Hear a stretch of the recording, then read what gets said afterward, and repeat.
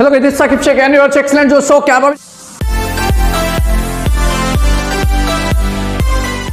जिस क्लास 12 में और महाराष्ट्र बोर्ड में पढ़ रहे हो राइट यार, ऑलरेडी हम लोग ने आपका क्लास 12 का मैथमेटिक्स का पूरा सिलेबस फिनिश कर दिया है। अगर मजा आया, अगर अभी तक आपने नहीं दिया का है तो उसका लिंक डिस्क्रिप्शन या आई बटन में मिल जाएगा, या आप हमारे चैनल पर सर्च करोगे, प्लेलिस्ट में जाओगे तो वहाँ पे आपको कंप्लीट क्लास 12 का मैथ्स 1 का अलग प्लेलिस्ट और मैथ्स 2 का अलग प्लेलिस्ट आपको मिल जाएगा राइट यार। आज हम लोग स्टार्ट करने वाले हैं केमिस्ट्री के साथ। यस, आज हम लोग कंप्लीट केमिस्ट्री 1 क्लास 12 का चैप्टर 1 से लेके चैप्टर 8 तक कंप्लीट केमिस्ट्री 1 हम लोग फिनिश करने वाले विद इन 5 to 6 आवर्स के अंदर। यस, आप सही सुन रहे हो, आज बात तो सही है। आज हम लोग केमिस्ट्री 1 पूरा 5 से 6 घंटे में पूरा क्लास 12 का केमिस्ट्री 1 हम लोग फिनिश करने वाला है। देख लो, क्या बोला तूने? हेडिंग भी लिखा हुआ है, कंप्लीट क्लास 12 केमिस्ट्री 1 इन 5 आवर्स HSC बोर्ड 2022 से 2023 के जो बच्चे राइट यार। अभी मजा आएगा ना भिड़ो। सिंपल सा आपको करना क्या है, आज हम लोग एकदम कंप्लीट जोश के साथ आज पूरा का पूरा जितने भी आपका चैप्टर से लाइक आपका सॉलिड स्टेट है, सॉल्यूशन चैप्टर है राइट, आपका 3rd chapter ionic equilibria, 4th chapter आपका थर्मोडायनेमिक्स राइट, फिर electrochemistry chemical kinetics right, elements, फिर 8th वाला आपका जो ग्रुप वाला चैप्टर से पूरा का पूरा आज हम लोग ट्रांजेक्शन इनर वाला जो भी चैप्टर से पूरा का पूरा फिनिश करने वाले हैं राइट। तो सबसे पहले क्या करो, अगर आप चैनल पे न्यू तो चैनल को सब्सक्राइब करके उसके बेल आइकन को प्रेस करना ताकि जब भी हम लोग वीडियो अपलोड करें आप तक नोटिफिकेशन पहुंच जाए राइट। और इंस्टाग्राम पे फॉलो नहीं किया तो लिंक डिस्क्रिप्शन में मिल जाएगा, जल्दी जाकर फॉलो कर सकते हो। और क्या करना है, सबसे पहले तो आप क्या करो, ये सेशन स्टार्ट करने से पहले आप अपने फ्रेंड्स के साथ इस वीडियो को कर दो शेयर ताकि उनका भी हो जाए बेनिफिट। क्यों? क्योंकि बोर्ड एग्जाम अभी हमारा 21 फेब से स्टार्ट होने वाला है राइट। 2 मंथ्स हमारे पास बचा हुआ है। सो यार ये 2 मंथ्स नहीं, मैं आपसे सिर्फ 5 से 6 घंटा लेने वाला हूँ राइट। तुम मुझे 5 घंटे दो, मैं आपको पूरा कंप्लीट केमिस्ट्री 1 देने वाला हूँ राइट। तो जल्दी जल्दी क्या कर दो, इस वीडियो को शेयर कर दो। और ऐसा नहीं कि शॉर्टकट हम लोग यूज करेंगे, बिल्कुल भी नहीं भाई। हर एक चैप्टर का कंप्लीट आपको मैं नोट्स दूंगा, कंप्लीट जितना भी उसमें डेरिवेशन होगा कंप्लीट डेरिवेशन सब भी करेंगे, जितने डेफिनेशन से पूरा का पूरा करेंगे, जितने प्रिंसिपल जितना थे सब कुछ कंप्लीट हम लोग करने वाला राइट। सो यार चलो करते स्टार्ट। तो पहला चैप्टर आपका है एकदम प्यारा था, क्या है, सॉलिड स्टेट। तो यार ये स्टार्ट करने से पहले सबसे पहले आपको क्या करना है, इसका आप ले लो स्क्रीनशॉट। स्क्रीनशॉट से होगा ये कि आपके पास नोट्स भी रहेगा। अगर एग्जाम में क्वेश्चन आता है मैं आपको बताऊंगा भी कि इंपॉर्टेंट क्वेश्चन क्या है, कौन से ईयर में क्वेश्चन आया है और किस टाइप का क्वेश्चन आता है और कैसे आपको आंसर लिखना राइट। तो सबसे पहले क्या कर दो, इसका आप ले लो स्क्रीनशॉट ताकि आपके पास नोट्स अवेलेबल हो जाएंगे राइट। आई होप आपने ले लिया होगा। चलो करते स्टार्ट सॉलिड स्टेट के साथ। तो यार बेसिक से एडवांस देखेंगे हम लोग है ना। तो सबसे पहले देखो क्या बोला है, प्रॉपर्टीज ऑफ सॉलिड्स। तो सॉलिड्स के प्रॉपर्टीज क्या क्या है भाई। तो सबसे पहली बात यार, ये जो है strong inter particle force of attraction होता है। मतलब क्या होता है कि सॉलिड्स के जो मॉलिक्यूल है ना उनके बीच में क्या होता है, strong inter molecular force of attraction, जैसा बबीता जी और जेठालाल के बीच में है भाई। रहा नहीं जाता, तड़प ही ऐसी है ना। नहीं, मजा आ जाता है तारक मेहता का उल्टा चश्मा देखने में राइट। तो भाई वाह क्या सीन है, वाह क्या सीन है।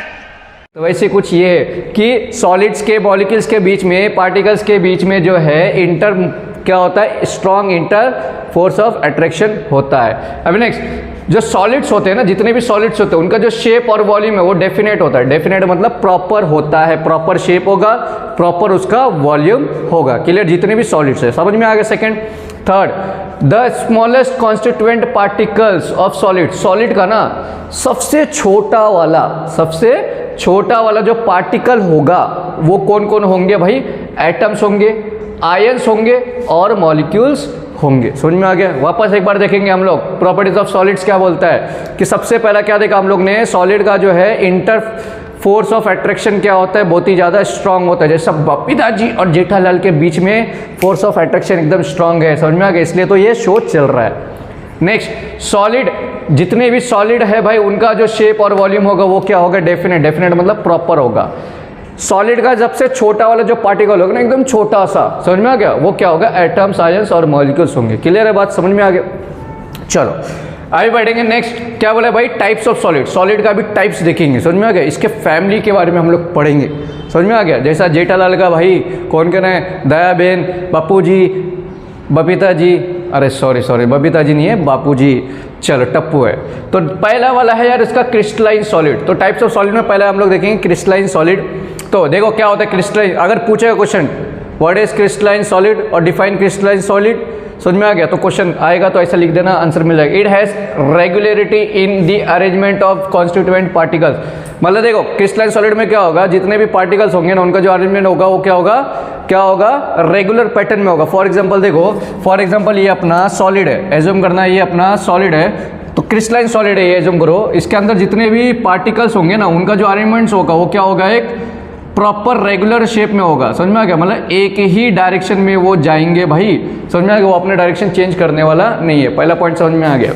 Next, crystalline solids have sharp melting point. तो क्रिस्टलाइन सॉलिड जो है ना उसका जो मेल्टिंग पॉइंट होता है एकदम शार्प होता है। शार्प का मतलब होता है अगर मैंने बोला कि 25 डिग्री सेल्सियस पे ये मेल्ट होगा, समझा, तो वो 25 डिग्री सेल्सियस पे ही मेल्ट होगा, ना तो उससे कम ना तो उससे ज़्यादा। मतलब जैसे ही 25 डिग्री सेल्सियस पे आ जाएगा तो उसका मेल्टिंग पॉइंट स्टार्ट हो जाएगा, मतलब वो मेल्ट करना स्टार्ट हो जाएगा। समझ में आ गया, मतलब इसका मेल्टिंग पॉइंट जो है शार्प है। Crystalline solids are anisotropic except those have cubic structure. Example देखो क्या क्या है, गोल्ड, कॉपर, आइस और भी बहुत सारे। तो ये सब जो है अपना क्रिस्टलाइन सॉलिड में आता है। वापस देखो, पहला क्रिस्टलाइन सॉलिड क्या देखा हम लोग ने, इसका जो अरेंजमेंट्स है वो क्या है, रेगुलर है। दूसरा क्या देखा हम लोग ने, इसका मेल्टिंग पॉइंट क्या है, शार्प है। थर्ड क्या देखा, ये अनआइसोट्रोपिक होता है। एग्जाम्पल देखा हम लोग ने गोल्ड, कॉपर और आइस और बहुत सारे, समझा। नेक्स्ट जो इसका टाइप्स ऑफ सॉलिड में वो है सर हमारा एमरफस सॉलिड। तो ये दूसरा है। तो एमरफस सॉलिड इसका उल्टा होता है, क्या है देखो, it is super cooled liquid. ये जो है भाई बहुत ही सुपर कूल्ड, ये जो लिक्विड है ना बहुत ही ज़्यादा सुपर कूल्ड होता है, समझा, ठंडा ठंडा। Particles are randomly arranged. तो ये देखो जैसे क्रिस्टलाइन सॉलिड में देखा हम लोग ने पार्टिकल जो है उसका रेगुलर पैटर्न में अरेंजमेंट किया था, लेकिन एमरफस में क्या होता है, रेगुलर पार्टिकल जो है अपना रेगुलर फॉर्म में नहीं होता है, मतलब रेंडमली कहीं पे भी अरेंज किया रहता है। फॉर एग्जाम्पल ये अपना ये एमरफस सॉलिड है, पहला यहाँ पे देखो पार्टिकल यहाँ पे रहेगा, फिर दूसरा यहाँ पे, ऐसा तीसरा चौथा यहाँ पे, मतलब भटकती आत्मा, मतलब एक रेगुलर मतलब रेगुलर डायरेक्शन उसका नहीं होगा, डायरेक्शन वो चेंज करते रहता है, समझा। सेकंड क्या देगा, उसका जो पार्टिकल होगा उसका जो अरेंजमेंट है वो रैंडमली है। थर्ड क्या देगा, इसका जो रेंज ऑर्डर है ना वो शॉर्ट है, समझा। जो रेंज है इसका पैटर्न का, रेंज कहाँ तक जा सकता है तो एकदम शॉर्ट तक जा सकता है, मतलब बहुत ही ज़्यादा दूर तक नहीं जा सकता है, समझा। Do not have sharp melting point, इसका जो मेल्टिंग पॉइंट वो शार्प नहीं। अगर मैंने बोला कि 25 डिग्री सेल्सियस पे ये मेल्ट होना है तो ये भाई सब 20 डिग्री पे ही मेल्ट हो जाएगा, पिघल जाएगा। जैसा बबीता जी को जेठालाल देख करके पिघलता है भाई, वैसा ही ये है कि भाई शार्प मेल्टिंग पॉइंट नहीं होता है। नेक्स्ट ये जो है अपना आइसोट्रॉपिक होता है। For example plastic, rubber, glass, ये सब जो है अपना एमरफस सॉलिड में आता है। वापस देखो टाइप्स ऑफ सॉलिड में दो टाइप देगा, क्रिस्टलाइन सॉलिड और एक एमरफस सॉलिड। तो क्रिस्टलाइन सॉलिड का जो अरेंजमेंट है वो क्या होता है भाई, रेगुलर होता है। दूसरा क्या देखा हम लोग ने, शार्प मेल्टिंग पॉइंट होता है। थर्ड क्या देखा, ये अनआइसोट्रॉपिक होता है। फोर्थ क्या देखा, एग्जांपल गोल्ड, कॉपर, आइस और भी बहुत सारे। एमरफस सॉलिड में देखो ये उसका उल्टा, ये होता है सुपर कूल्ड लिक्विड, इसका जो अरेंजमेंट है वो रैंडमली है। थर्ड क्या देखा, इसका जो ऑर्डर है वो क्या है, शॉर्ट रेंज है, इसका जो रेंज का जो ऑर्डर है वो शॉर्ट है। नेक्स्ट क्या देखा, इसका शार्प मेल्टिंग पॉइंट नहीं होता है। Example plastic, rubber, glass. तो अभी क्वेश्चन कैसे आ सकता है, या तो अलग अलग क्वेश्चन आएगा, व्हाट इज क्रिस्टलाइन सॉलिड और एक्सप्लेन इट, और what is amorphous solid explain it, या ऐसा आएगा difference between crystalline solid and amorphous solid, ऐसा टाइप का क्वेश्चन आ सकता है। समझ में आ गया। बहुत सारे आपके एग्जाम में आए भी होंगे, यूनिट में हो चाहे वो टर्म हो, राइट। बहुत लोगों का अभी प्रीलिम्स या टेस्ट सीरीज चालू हो गया हो उसमें। तो नेक्स्ट है व्हाट इज आइसोमॉर्फिज्म। भाई साहब आइसोमॉर्फिज्म देखो डेफिनेशन ऐसा आएगा एग्जाम, डिफाइन आइसोमॉर्फिज्म, राइट। तो देखो इसमें जो वर्ड ये आइसो है ना भाई, iso, the word iso means same. Isomorphism में आइसो वर्ड का मतलब होता है सेम, और मॉर्फिज्म इसका मतलब होता है स्ट्रक्चर, मतलब सेम स्ट्रक्चर होगा। कोई भी दो सब्सटेंस या उससे ज़्यादा सब्सटेंस का जो स्ट्रक्चर होगा ना वो क्या होगा, सेम होगा। जैसा चाइना में लोग होते हैं सेम टू सेम दिखते भाई, सेम टू सेम है ना, राइट, वैसे ही है। तो आइसो मीन्स मतलब सेम होता है, मॉर्फिज्म मतलब स्ट्रक्चर, मतलब सेम स्ट्रक्चर होगा कोई भी दो या उससे ज़्यादा सब्सटेंस का। तो देखो इसका डेफिनेशन क्या होगा, two or more substance having same crystal structure are called isomorphism. मतलब वही क्या, या तो दो या तो उससे ज़्यादा सब्सटेंस का जो स्ट्रक्चर होगा वो क्या होगा, सेम टू सेम होगा। जब ऐसा होता है तो उसको हम लोग क्या बोलेंगे, isomorphism. Next, all substance have same atomic ratio, जितने भी सब्सटेंस होंगे इसमें उसका एटॉमिक रेशो सेम होगा। क्यों, क्योंकि जो स्ट्रक्चर उसका क्या है, सेम है। एग्जाम्पल NaF, नेक्स्ट है MgO, समझा, मैग्नीशियम ऑक्साइड। तो अभी देखो नेक्स्ट पॉलीमॉर्फिज्म। तो पॉलीमॉर्फिज्म, इसका भी देखो क्वेश्चन ऐसा आ सकता है, डिफाइन पॉलीमॉर्फिज्म, ये व्हाट इज पॉलीमॉर्फिज्म। तो इसमें जो वर्ड पॉली है ना, पॉली का मतलब होता है मिनी, बहुत सारे भाई, बहुत सारे, समझा। जैसे जेठालाल, दयाबेन और बबीता जी। देखो अभी the word poly, poly means क्या, मिनी, और मॉर्फिज्म मतलब वही सेम, मतलब स्ट्रक्चर, मतलब क्या है कि एक ही सब्सटेंस बहुत सारे अलग अलग क्या है अपना स्ट्रक्चर्स फॉर्म करता हो। फॉर एग्जांपल एक मोबाइल में 2 सिम कार्ड, समझा। मोबाइल सिंगल है लेकिन सिम कार्ड 2 है। जेठालाल सिंगल है लेकिन 2 चीज़ें, समझ गए हो। हाँ, तो देखो सिंगल, देखो अभी definition, single substance exist in 2 or more forms, single substance exist in 2 or more forms और crystalline structures is said to be polymorphism. तो देखो आइसोमॉर्फिज्म मतलब क्या होता है, 2 या तो उससे ज़्यादा सब्सटेंस जो है उसका स्ट्रक्चर क्या होगा, सेम होगा। बट पॉलीमॉर्फिज्म में क्या होगा, सिंगल, एक ही सब्सटेंस का अलग अलग स्ट्रक्चर होगा, मतलब एक के हजारों रूप। समझ में आ गया। खाने जैसा हाथी के दांत दिखाने को कुछ और, खाने को कुछ और, तो वैसे ही भाई सिंगल सब्सटेंस होगा लेकिन वो 2 या तो उससे ज़्यादा स्ट्रक्चर्स में दिखेंगे आपको। Clear. Polymorphism of form under different, तो पॉलीमॉर्फिज्म में भाई अलग अलग डिफरेंट कंडीशन में फॉर्म होता है। उसका मेल्टिंग पॉइंट अलग होगा, बॉइलिंग पॉइंट अलग होगा, समझा। और भी बहुत सारे एग्जांपल देखो, calcite and aragonite are 2 forms of calcium carbonate.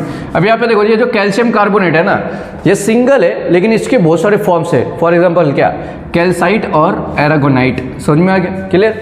चलो आगे बढ़ेंगे नेक्स्ट, अभी बढ़ेंगे देखो टाइप्स ऑफ क्रिस्टलाइन सॉलिड। अभी ये क्या है, तो पहली बात याद रखो, जो सॉलिड अपना वो 2 इसमें डिवाइड है, किसमें, क्रिस्टलाइन सॉलिड और एमरफोस सॉलिड। उसके बाद जो क्रिस्टलाइन सॉलिड है वो 4 इसमें डिवाइडेड है, अपना है आयोनिक सॉलिड है, फिर मॉलिकुलर सॉलिड है, मेटेलिक सॉलिड है, कोवेलेंट सॉलिड है, ऐसा। तो एक एक देखेंगे अभी क्रिस्टलाइन सॉलिड के टाइप्स। तो पहला भाई आयोनिक के क्रिस्टल्स क्या है, पहला जो है टाइप्स ऑफ क्रिस्टलाइन सॉलिड में पहला वाला आयोनिक क्रिस्टल। तो particles are charge ions, cations and anions में डिफर इन साइज।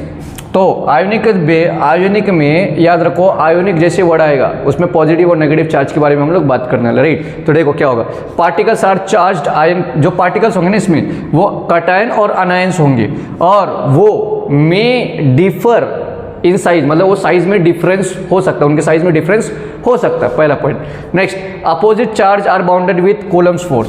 तो इनके बीच में जो अपोजिट चार्ज होगा, मतलब एक कैटायन और एक अनायन, वो दोनों जो है एक दूसरे से जुड़े होंगे, कौन से फोर्स से, कूलम फोर्स से। फॉर एग्जांपल देखो ये मार्कर दिख रहा है, ब्लू मार्कर, ये ब्लैक मार्कर। सपोज ये पॉजिटिव चार्ज, ये नेगेटिव चार्ज, ये एक दूसरे से जुड़े होंगे, ऐसा किसके थ्रू, कूलम फोर्स के through. It is a hard and brittle, ये जो है भाई आयोनिक क्रिस्टल जो है बहुत ही हार्ड होता है, समझ में आ गया, एकदम कड़क होता है।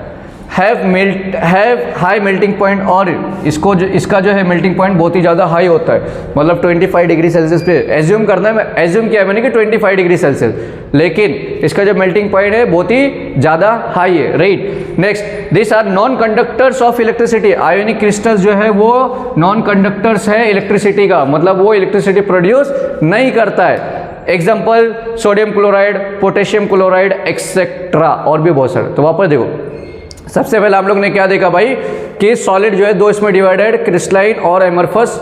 क्रिस्टलाइन जो है और भी आगे 4 इसमें डिवाइडेड है। तो उसमें पहला टाइप है अपना आयोनिक क्रिस्टल्स। तो इसमें जो है पार्टिकल जो होंगे वो चार्ज आयन होंगे, कैटायन और अनायन, मतलब पॉजिटिव या नेगेटिव चार्ज होंगे इसके अंदर पार्टिकल्स का। नेक्स्ट जो देखा, जो अपोजिट चार्ज होंगे, एक पॉजिटिव एक नेगेटिव चार्ज, वो एक दूसरे से जुड़े रहेंगे, किसके थ्रू, कूलम फोर्स के थ्रू। इसका जो मेल्टिंग पॉइंट क्या होता है, बहुत ही ज़्यादा हाई होता है, समझ में आ गया। नेक्स्ट क्या देखा, ये जो है अपना नॉन कंडक्टर्स होता है इलेक्ट्रिसिटी के लिए, मतलब इसका ये इलेक्ट्रिसिटी प्रोड्यूस नहीं करता है। एग्जाम्पल सोडियम क्लोराइड और पोटेशियम क्लोराइड, और भी बहुत सारे, समझा। चलो आगे बढ़ेंगे नेक्स्ट क्वेश्चन की तरफ, मतलब नेक्स्ट टाइप्स की तरफ, नेक्स्ट टॉपिक की तरफ। जल्दी जल्दी क्या कर दो, इस वीडियो को कर दो अपने फ्रेंड्स के साथ शेयर। अभी देखो नेक्स्ट जो है अपना, जो नेक्स्ट वाला क्रिस्टलाइन सॉलिड है, टोटल याद रखो यार, सॉलिड जो अपना डिवाइडेड किस में हुआ है, एक क्रिस्टलाइन सॉलिड और एक एमरफस सॉलिड। और क्रिस्टलाइन सॉलिड जो है वो 4 इसमें डिवाइडेड है। फर्स्ट था अपना आयोनिक सॉलिड, सेकंड वाला है अपना कोवेलेंट नेटवर्क क्रिस्टल्स, थर्ड वाला है अपना मॉलिकुलर क्रिस्टल, और फोर्थ है मेटेलिक स्ट्रक्चर। सिंपल याद रख लो। चलो अभी सेकंड वाला देखो, टाइप्स ऑफ क्रिस्टलाइन सॉलिड में सेकंड वाला टाइप क्या है। तो फर्स्ट क्या बोला है यहाँ पे, देखो covalent network crystals, covalent network crystals. सबसे पहले क्या करो, इसका आप ले लो स्क्रीनशॉट ताकि आपके पास भी अवेलेबल हो जाए हमारा नोट्स, राइट। आई होप आपने स्क्रीनशॉट ले लिया होगा, राइट। चलो अभी बढ़ेंगे तो सिंपल सा, अभी देखो कोवेलेंट नेटवर्क क्रिस्टल्स क्या है, तो constituent particles in covalent network crystals are atoms. तो यार याद रखो कोवेलेंट नेटवर्क क्रिस्टल्स में जो इनका पार्टिकल्स होते हैं ना, कॉन्स्टिट्यूएंट पार्टिकल्स, जो पार्टिकल्स होते हैं वो क्या होते हैं, एटम्स होते हैं, समझा। Next, it is linked by continuous system of covalent bonds due to rigid and strongly bonded structure, covalent network crystals are very hard. तो सबसे पहली बात देखो, पहला हम लोग ने क्या देखा, इसके अंदर जो कॉन्स्टिट्यूएंट, इसका जो पार्टिकल्स होगा वो क्या होगा, एटम्स होगा। सेकेंड क्या देखा हम लोग ने, ये जो है ये किससे लिंक्ड है, एक कंटिन्यूअस सिस्टम जो है अपना कोवेलेंट बॉन्ड, मतलब क्रिस्टलाइन कोवेलेंट नेटवर्क क्रिस्टल्स में जितने भी पार्टिकल्स होंगे वो एक दूसरे से किससे जुड़े होंगे, कोवेलेंट बॉन्ड के थ्रू, राइट। समझ में, कोवेलेंट बॉन्ड मतलब एक ऐसा बॉन्ड जो शेयरिंग ऑफ इलेक्ट्रॉन से मिलकर के बनता है, क्लियर। नेक्स्ट, तो देखो क्या बोला, and next due to rigid and strongly bonded, तो इसका जो पार्टिकल्स है एक दूसरे से क्या स्ट्रांगली बॉन्डेड है, इसलिए ये जो है बहुत ही ज़्यादा हार्ड होता है। क्या होता है, हार्ड होता है, hardest and most incompressible of all metals. तो ये जो है अपना कोवेलेंट नेटवर्क क्रिस्टल्स जो है ये हार्ड होता है और इनकम्प्रेसिबल है, इसको तुम लोग दबा नहीं सकते हो, समझ में आ गया, क्लियर, दबा नहीं सकते हो। Next, have high melting point and boiling point. तो कोवेलेंट नेटवर्क क्रिस्टल्स का जो मेल्टिंग और बॉइलिंग पॉइंट क्या होता है, बहुत ही ज़्यादा हाई होता है, समझा, बहुत ही ज़्यादा हाई होता है, समझा। Next, covalent solids are poor conductors of heat and electricity. तो सिंपल सा यार, कोवेलेंट सॉलिड जो है वो क्या होता है, poor conductor of heat and electricity, मतलब ये इलेक्ट्रिसिटी प्रोड्यूस नहीं करता है। एग्जांपल डायमंड, बोरॉन और भी बहुत सारे। वापस देखो, सबसे पहले हम लोग ने क्या देखा कोवेलेंट सॉलिड्स में कि इसका जो कॉन्स्टिट्यूएंट पार्टिकल्स है वो क्या है सर, मॉलिक्यूल्स है। नेक्स्ट क्या देखा हम लोग ने, इसके जो पार्टिकल्स है वो एक दूसरे से जुड़े होंगे, किससे जुड़े होंगे सर, किससे जुड़े होंगे, वो कोवेलेंट बॉन्ड से, समझ में आ गया। इसका जो कोवेलेंट बॉन्ड का जो अट्रैक्शन है वो बहुत ही ज़्यादा स्ट्रांग होने के वजह से ये बहुत ज़्यादा हार्ड होता है और ये इनकम्प्रेसिबल है, जिसको हम दबा नहीं सकते। नेक्स्ट, इसका जो मेल्टिंग और बॉइलिंग पॉइंट क्या होता है, बहुत ही ज़्यादा हाई होता है। और कोवेलेंट सॉलिड जो है वो अपना क्या होता है sir, poor conductors of electricity and heat and electricity होता है। नेक्स्ट क्या देखा हम लोग ने, एग्जांपल डायमंड और बोरोन। नेक्स्ट, जो सेकंड वाला टाइप है, थर्ड वाला टाइप है molecular crystals. Substance such as chlorine, methane, hydrogen, carbon dioxide, oxygen on solidification give molecular crystal. Substance कौन कौन से, ये जो जितने भी सब्सटेंस आपको दिख रहा है, chlorine, methane, hydrogen, carbon dioxide, oxygen, इसको सॉलिडिफिकेशन करने के बाद ये आपको देगा मॉलिक्यूलर क्रिस्टल्स, समझ में आ गया। तो अभी क्रिस्टल्स क्या है, आगे नेक्स्ट टॉपिक में हम लोग पढ़ेंगे। कॉन्स्टिट्यूएंट पार्टिकल्स, अभी इसके अंदर जो कॉन्स्टिट्यूएंट, इसके अंदर जो पार्टिकल्स है वो क्या है, मॉलिक्यूल्स है, समझा।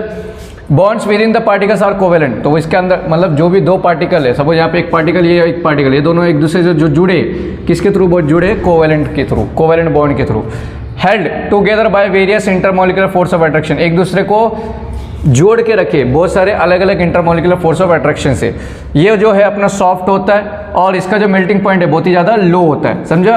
और ये पुअर होता है इलेक्ट्रिसिटी के लिए, समझा, क्लियर है। और गुड इंसुलेटर होता है। वापस देखो, मॉलिक्यूलर क्रिस्टल में सबसे पहले क्या देखा, ये जो जितने भी सब्सटेंस दिख रहा है इसको सॉलिडिफिकेशन करने के बाद ये आपको क्या देगा, मॉलिक्यूलर क्रिस्टल देगा। इसका जो कॉन्स्टिट्यूएंट पार्टिकल है वो सब क्या है, मॉलिक्यूल्स है। नेक्स्ट क्या देगा, जो बॉन्ड है एक दूसरे से जो जुड़े, इनके पार्टिकल्स एक दूसरे से जुड़े, किसके थ्रू, कोवेलेंट बॉन्ड के थ्रू। नेक्स्ट क्या देगा, ये एक दूसरे से जोड़े होंगे बहुत सारे अलग अलग इंटरमॉलिक्यूलर फोर्स ऑफ अट्रैक्शन से। और ये जो इसके सब्सटेंस जो है वो क्या होता है, बहुत ही सॉफ्ट होता है और इसका मेल्टिंग पॉइंट बहुत ही लो होता है, कम होता है। इसीलिए इसका जो कंडक्टर्स है वो पुअर होता है और इंसुलेटर गुड होता है, समझा, मतलब गुड इंसुलेटर होता है, पुअर कंडक्टर्स होता है। नेक्स्ट अपना मेटेलिक स्ट्रक्चर। तो मेटेलिक जो स्ट्रक्चर है अपना नेक्स्ट वाला, it is form by atoms of same metallic elements. It is form by, मतलब मेटेलिक स्ट्रक्चर जो है, मतलब ये जो है अपना फॉर्म होता है, इट इज फॉर्म बाय, किससे फॉर्म होता है, atoms of same metallic elements, मतलब सेम मेटल वाला जो एलिमेंट हो गया ना उसके एटम से ये मिलकर के बने होंगे और ये एक दूसरे से जुड़े होते हैं मेटेलिक बॉन्ड से, समझा। ये जो है अपना मेलेबल होता है, डक्टाइल होता है। They have good electrical and thermal conductivity. Example sodium, potassium, chlorine, lithium, iron और भी बहुत सारे। तो देख लेना यार कितना कुछ हार्ड नहीं है। तो अभी इसमें क्वेश्चन कैसे टाइप के आ सकते हैं, या तो ऐसा अलग अलग पूछेंगे कि explain what is ionic crystals या आयनिक सॉलिड, या नेक्स्ट अपना कोवेलेंट सॉलिड क्रिस्टल्स या मॉलिक्यूलर क्रिस्टल्स या मेटेलिक स्ट्रक्चर्स, ऐसा या ऐसा आ सकता है। Difference between ionic crystals and metallic crystals, या difference between ionic crystal and molecular crystal, या difference between covalent crystals and molecular crystals, ऐसा आ सकता है, समझा, डिफरेंस बिटवीन भी क्वेश्चन आ सकता है। चलो अभी बढ़ेंगे नेक्स्ट टॉपिक की तरफ, जो है आपका देखेंगे नेक्स्ट वाला क्या है। सो अभी बढ़ेंगे नेक्स्ट वाला टॉपिक यार, जो अपना है, देखो क्या बोलता है नेक्स्ट टॉपिक अपना, मेटेलिक बॉन्ड। तो अगर ऐसा है ना, डिफाइन मेटेलिक बॉन्ड, तो करना क्या है, देखो डेफिनेशन क्या बोलता है। In metal valence electrons are delocalised over entire crystals, पूरे क्रिस्टल्स पे उसको क्या करते हैं हम लोग, डीलोकलाइज्ड करते हैं। किसको भाई, वैलेंस इलेक्ट्रॉन्स को, मेटल्स के वैलेंस इलेक्ट्रॉन्स को। वैलेंस इलेक्ट्रॉन मतलब जो लास्ट वाले शेल में जो प्रेजेंट होते हैं, समझ में आ गया, clear. Attractive interaction between cations, attractive interaction between cations. देखो सबसे पहले क्या करो, इसका नोट्स का आप ले लो स्क्रीनशॉट, ताकि आपके पास भी अवेलेबल हो जाए हमारा नोट्स, राइट, ले लिया होगा। चलो आगे बढ़ेंगे, देखो सेकंड पॉइंट क्या बोलता है, attractive interaction between cations and mobile electrons. Sir mobile electrons क्या है, हाँ जो हम कॉल पे बात करते हैं, जो जिस वस्तु से, समझ में आ गया, उसको हम लोग क्या बोलते हैं, मोबाइल इलेक्ट्रॉन। नहीं भाई नहीं, केमिस्ट्री में मोबाइल का मतलब होता है मूविंग, जो मूव कर रहा है, समझा, एक जगह से दूसरी जगह पे मूव कर रहा है, समझ में आ रहा है। केमिस्ट्री में मोबाइल का मतलब होता है जो मूव कर रहा है। तो क्या बोला, देखो attractive interaction between, attractive interaction होगा किसके बीच में, कैटायन जो पॉजिटिव चार्ज है और जो इलेक्ट्रॉन मूव कर रहा है उसके बीच में क्या होगा, अट्रैक्टिव इंटरेक्शन। समझ में आ गया बात, ये बेसिक डेफिनेशन। अभी नेक्स्ट है क्रिस्टल स्ट्रक्चर क्या है, 3D अरेंजमेंट्स, मतलब 3 dimensional arrangements of particles and crystals. तो देखो क्रिस्टल स्ट्रक्चर में क्या होता है, एक क्रिस्टल स्ट्रक्चर कब बोलेंगे, जब वो स्ट्रक्चर अपना 3D में हो, 3 डायमेंशन में हो। फॉर एग्जांपल देखो क्रिस्टल्स कौन कौन से है, देखो क्रिस्टल्स होते हैं, लैटिसेस होते हैं और बेसिस होते हैं, राइट। तो ये बेसिस क्या है, देखो ये लैटिसेस क्या है, लैटिसेस इज ज्योमेट्रिकल अरेंजमेंट, एक ज्योमेट्रिकल अरेंजमेंट है पॉइंट्स का, किसमें, 3D डायमेंशन में। समझ में आ गया, 3D डायग्राम में, सपोज अपना 3D डायग्राम है, उसमें क्या बोला है, lattice is a geometrical arrangement, एक ज्योमेट्रिकल अरेंजमेंट है किसका, पॉइंट्स का। कहाँ पे, 3D डायग्राम में। 3D डायग्राम में पॉइंट्स का जो अरेंजमेंट करता है उसको हम लोग क्या बोलेंगे, लैटिस, क्लियर। अभी नेक्स्ट देखो क्या होता है, यूनिट सेल। ये इधर से पूरा का पूरा आपका इंपॉर्टेंट है, एग्जाम में आ सकता है। व्हाट इज यूनिट सेल, और एक्सप्लेन यूनिट सेल, और डिफाइन यूनिट सेल।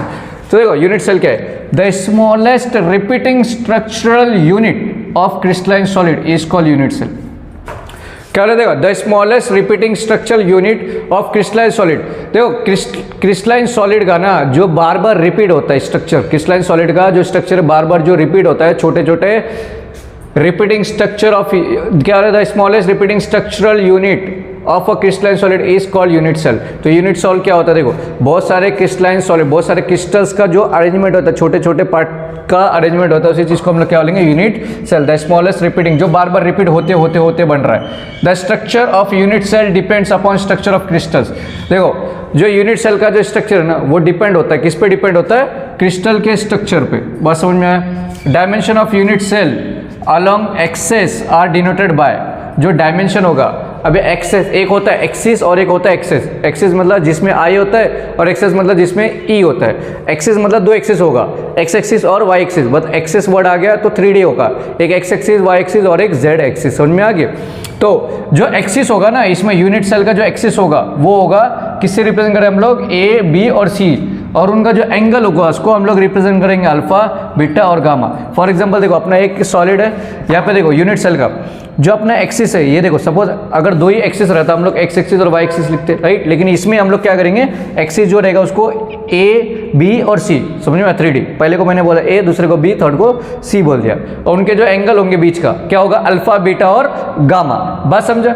चल आगे बढ़ेंगे next, types of unit cell. Unit cell के टाइप्स क्या है भाई, तो देखो फर्स्ट जो टाइप है वो जिसका नाम है प्रिमिटिव और सिंपल सेल, या तो उसका नाम होगा प्रिमिटिव या सिंपल सेल। तो क्या होता है, constituent particles are present at corners only. तो भाई देखो टाइप्स ऑफ यूनिट सेल में, यूनिट सेल के टाइप में जो पहला वाला टाइप है क्या अपना, सिंपल सेल या प्रिमिटिव सेल। तो इसमें क्या होता है, जो भी पार्टिकल्स होंगे ना वो कहाँ पे प्रेजेंट होंगे, कॉर्नर्स पे। यहाँ पे देखो गौर से मैंने यहाँ पे बताया, देखो कॉर्नर्स पे पार्टिकल्स प्रेजेंट होंगे, दिख रहा है, सभी कॉर्नर्स पे, ये अपना सेल्स के सभी कॉर्नर्स पे प्रेजेंट है पार्टिकल। जब ऐसा होता है तो उसको हम लोग क्या लेंगे, सिंपल सेल्स या प्रिमिटिव सेल्स। क्लियर। अभी सेकंड अपना body centred unit cell, BCC। तो देखो इसमें क्या होता है, constituent particles is present at centre of its body in addition to the corner particles. तो देखो बीसीसी में क्या होता है, जिस बीसीसी बोलो या बॉडी सेंटर्ड यूनिट सेल बोलो, इसमें क्या होता है जो पार्टिकल होते हैं वो कॉर्नर्स पे तो प्रेजेंट होते हैं, बट एक पार्टिकल जो होगा वो उसके सेंटर पे प्रेजेंट होगा। देखो यहाँ पे दिख रहा है क्या, सबसे पहले देखो यहाँ पे देखो कॉर्नर्स पे प्रेजेंट है भाई, सभी पार्टिकल्स दिख रहा है, सभी के कॉर्नर्स पे प्रेजेंट है वो तो होंगे, लेकिन एक पार्टिकल जो होगा इसके सेंटर पे प्रेजेंट होगा, सेंटर पे, समझ में आ गया, दिख रहा है क्लियर। तो उसको हम क्या लेंगे बीसीसी या body centred unit cell. FCC देखो क्या होता है, constituent of particles at centre of each faces in addition to corner particle. FCC में क्या होता है, इनके कॉर्नर पे तो प्रेजेंट होंगे लेकिन हर एक एक फेस पे क्या होगा उसका पार्टिकल प्रेजेंट होगा, समझ में आ गया, मतलब हर एक फेस के सेंटर पे पार्टिकल प्रेजेंट होगा। नेक्स्ट अभी बीसीसी मतलब बेस सेंटर्ड यूनिट सेल क्या है, constituent of particles at any two opposite faces in addition to corner particle. तो बीसीसी में क्या होता है, देखो फॉर एग्जांपल ये मैंने एक अपना स्ट्रक्चर बना दिया है, तो इस स्ट्रक्चर में होगा क्या, इसके कॉर्नर पे तो सब प्रेजेंट होंगे। देखो बेस सेंटर्ड में क्या होता है, इसके कॉर्नर्स में तो सब प्रेजेंट होंगे भाई, कॉर्नर्स पे तो प्रेजेंट होंगे, लेकिन कोई भी दो अपोजिट फेस पे इसका क्या होगा पार्टिकल प्रेजेंट होगा, कोई भी दो अपोजिट फेस पे, फेस मतलब देखो यहाँ पे जस्ट सामने, तो देखो सपोज फॉर एग्जांपल ये अपना फेस है, यहाँ पे ये एज्यूम करो ये फेस है, यहाँ पे एक पार्टिकल है, तो इसका अपोजिट इसके सामने वाला कौन सा फेस है, देखो ये वाला फेस है बराबर, तो यहाँ पे एक प्रेजेंट होगा, क्लियर, या तो ऐसा या तो ये वाला फेस, देखो यहाँ पे देखो ये वाला यहाँ पे प्रेजेंट होगा, तो इसके सामने वाला कौन है, ये वाला, समझो यहाँ पे प्रेजेंट, क्लियर, कोई भी दो अपोजिट पे होगा प्रेजेंट, समझ में आ गया, मतलब कॉर्नर्स पे तो होंगे लेकिन अपोजिट पे भी क्या होगा पार्टिकल प्रेजेंट होगा। तो आप देखो टाइप्स ऑफ यूनिट सेल में क्या देगा, सबसे पहले सिंपल सेल्स। तो सिंपल सेल्स क्या होता है कि जो पार्टिकल्स है वो कॉर्नर्स पे प्रेजेंट होंगे स्ट्रक्चर के। नेक्स्ट बॉडी से बीसीसी में क्या देगा कि कॉर्नर्स पे तो पार्टिकल प्रेजेंट है बट एक पार्टिकल जो है उसके सेंटर पे प्रेजेंट होगा। एफसीसी में क्या बोला है, सेंटर पे तो मतलब पार्टिकल्स अपना कॉर्नर्स पे तो होंगे लेकिन क्या बोला है कि हर एक फेस के सेंटर पे प्रेजेंट होगा पार्टिकल्स। नेक्स्ट बेस सेंटर्ड क्या देखा हम लोग ने, कॉर्नर्स पे तो प्रेजेंट होंगे लेकिन कोई भी दो अपोजिट फेस पे पार्टिकल्स प्रेजेंट होंगे। यहाँ पे प्रेजेंट है तो इसके सामने वाले फेस पे प्रेजेंट होगा, यहाँ पे सपोज अगर यहाँ पे है तो इसके सामने वाले पे यहाँ पे भी प्रेजेंट होगा, क्लियर है बात। चलो जल्दी जल्दी इस वीडियो को कर दो यार अपने फ्रेंड्स के साथ शेयर। चलो बढ़ेंगे अभी नेक्स्ट टॉपिक की तरफ। बढ़ेंगे अभी नेक्स्ट टॉपिक की तरफ जो है अपना, देखो क्या होता है क्रिस्टल सिस्टम क्या होता है। तो यार देखो there are 14 ways in which points are arranged in 3D dimensional मतलब 3 डायमेंशनल ऑर्डर। तो यार देखो टोटल कितने वेज है हमारे पास क्रिस्टल का सिस्टम का जो स्ट्रक्चर है अपना, कितने वेज में हम लोग अरेंज कर सकते हैं। तो टोटल वेज जो है यार वो है अपना 14, समझ में आया क्या है, there are 14 ways in which points, 14 ways है हमारे पास जिसमें पॉइंट्स जो है ना उसको हम लोग अरेंज कर सकते हैं 3D में, समझ में आ गया। Next this 14 lattices that describe the crystal system, ये 14 लैटाइस जो क्रिस्टल सिस्टम को डिस्क्राइब कर रहा है बता रहा है उसको हम लोग बोलेंगे ब्रेविस लैटाइस, समझ में आ गया। पापा देखो हमारे पास कितने वेज है, देयर आर 14 वेज जिससे हम लोग पॉइंट्स को अरेंज कर सकते हैं 3D में, राइट। और ये जो 14 लैटाइस है जो डिस्क्राइब करता है किसको, क्रिस्टल सिस्टम को, तो उसको हम लोग क्या बोलेंगे ब्रेविस लैटाइस, समझ में आएगा। ब्रेविस लैटाइस आर डिवाइडेड इनटू 7, जो अपना ब्रेविस लैटाइसेस है, कौन सा अपना ये जो 14 ब्रेविस लैटाइसेस है ना इसको हम लोग डिवाइड कर सकते हैं 7 क्रिस्टल सिस्टम में। 7 क्रिस्टल सिस्टम में उसका नाम क्या है भाई, cubic, tetragonal, orthorhombic, monoclinic, rhombohedral, triclinic, hexagonal, समझ में आ गया। ये अपना टोटल 7 इसमें हम डिवाइड कर सकते हैं। पापा देखो क्रिस्टल आएगा, व्हाट इज क्रिस्टल सिस्टम, तो क्या करना है, सिंपल से बोलना है कि we have total 14 ways in which points are arranged in 3D, मतलब टोटल कितना है हमारे पास 14 वेज है जिससे हम लोग उसको पॉइंट्स को हम लोग अरेंज कर सकते हैं 3D में, समझ में आ गया। जो 14 लैटाइस है जो डिस्क्राइब कर रहा है, किसको डिस्क्राइब कर रहा है भाई, क्रिस्टल सिस्टम को, उसको हम लोग क्या बोलेंगे ब्रेविस लैटाइस। और ये जो ब्रेविस लैटाइस है इसको हम लोग 7 इसमें डिवाइड कर सकते हैं। तो 7 इसमें किस में कर सकते हैं, cubic, tetragonal, orthorhombic, monoclinic, rhombohedral, triclinic, hexagonal, simple. चलो आगे बढ़ेंगे नेक्स्ट। तो number of particles in simple, अभी नंबर ऑफ पार्टिकल्स कितने टोटल, एसएससी में, बीसीसी में और एफसीसी में, समझ में आ गया। टोटल ऐसा भी क्वेश्चन आता है, explain the number of particles in simple cubic unit या explain the number of particles in body centred cubic unit cell या एफसीसी में। तो क्या करना, क्या देखो पहला क्या वाला है, 8 कॉर्नर पार्टिकल होता है एसएससी में, समझा, मतलब इससे पहले वाले टॉपिक में देखा हम लोग ने हर एक कॉर्नर पे एक पार्टिकल, टोटल कितने कॉर्नर होते हैं 8 corner. Each corner particle share its all 7 parts to other unit cell. तो देखो हर एक कॉर्नर जो है ना वो दूसरे यूनिट सेल को क्या करता है, शेयर करता है अपना, क्या फॉर्म करने के लिए, क्रिस्टल्स फॉर्म करने। मैंने क्या बोला, देखो जो अपना सॉलिड है वो बहुत सारे यूनिट सेल से, देखो बहुत सारे यूनिट सेल्स से मिलकर के क्या बनता है, क्रिस्टल्स बनता है, और बहुत सारे क्रिस्टल से मिलकर के बनता है अपना सॉलिड। समझ में आ गया। तो सपोज यहाँ पे एक अपना सॉलिड है, समझा, तो ये वाला जो पार्ट होगा ना, ये वाला पार्ट ये दूसरे से क्या होगा, शेयर होगा, ऐसा। समझ में आ गया, क्लियर है। ऐसा शेयर होते होते होते होते फिर बनेगा।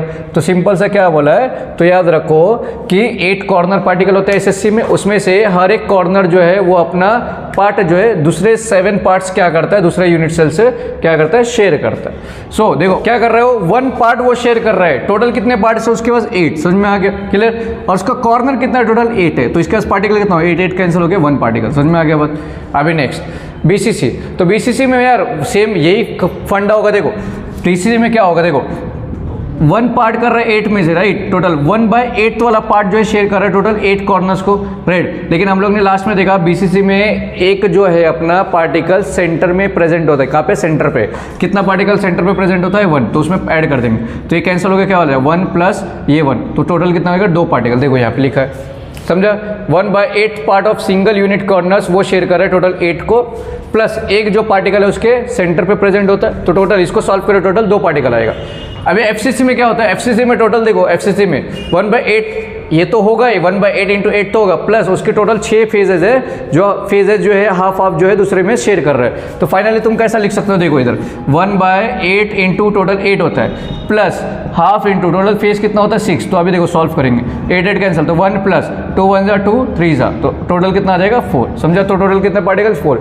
तो पूछा अगर कि कितने पार्टिकल्स होते प्रेजेंट, तो पहले बोलना है एसएससी में 1, बीसीसी में 2 और एफसीसी में 4। कैसे है वो भी मैंने बता दिया, राइट। चलो अभी बढ़ेंगे नेक्स्ट क्वेश्चन की तरफ। अभी देखो नेक्स्ट जो टॉपिक है अपना, तो नेक्स्ट टॉपिक क्या बोलता है, relationship between molar mass, density of the substance and unit cell at the length. तो यहाँ पे नेक्स्ट जो टॉपिक है अपना वो क्या बोला है, रिलेशन बिटवीन। हमको रिलेशन बताना है किसके बीच में, मोलर मास और डेंसिटी के बीच में रिलेशन क्या है। समझ में आ गया।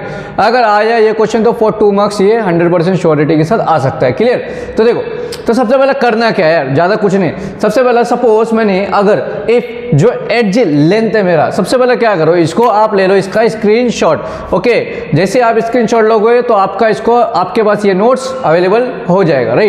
चलो तो अभी बढ़ेंगे।